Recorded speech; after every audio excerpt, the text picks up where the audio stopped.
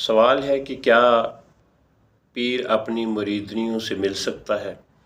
तो याद रखें कि पीर जिस तरह से मर्द हजरात को मिलता है अपने मुरीदों को, इस तरह से अपनी मुरीदनियों को नहीं मिल सकता। पीर के लिए जो मुरीदनियाँ हैं वो गैर महरम हैं, लिहाजा ना तो वो उनके सर पे हाथ फेर सकता है, ना उनके जिस्म को टच कर सकता है। हदीस का मफहूम है कि औरतें शैतान का जाल हैं, यानी कि जिस तरह से शिकारी जाल के ज़रिए से अपना शिकार करता है, इसी तरह से शैतान औरतों को इस्तेमाल करके लोगों के ईमान छीनता है।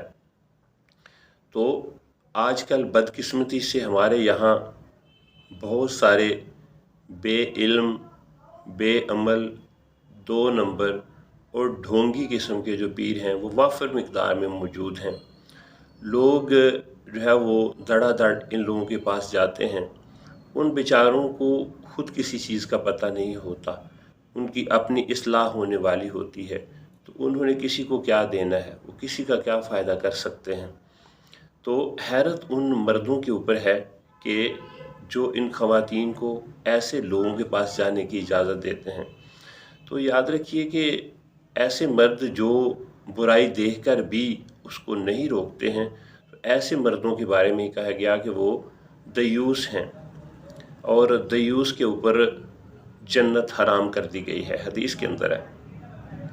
आप देखिए कि जहाँ जहाँ भी मर्द और औरत इकट्ठे होते हैं वहाँ पे सिवाय फितने के और क्या निकलता है। वहाँ पे बुराइयाँ हैं, गुनाह हैं और फितने हैं।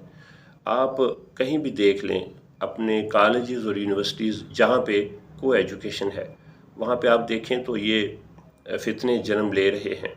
हत्तुल वसा कोशिश ये होनी चाहिए कि अपनी लड़कियों के लिए फ़ीमेल टीचर ही का इंतखाब किया जाए।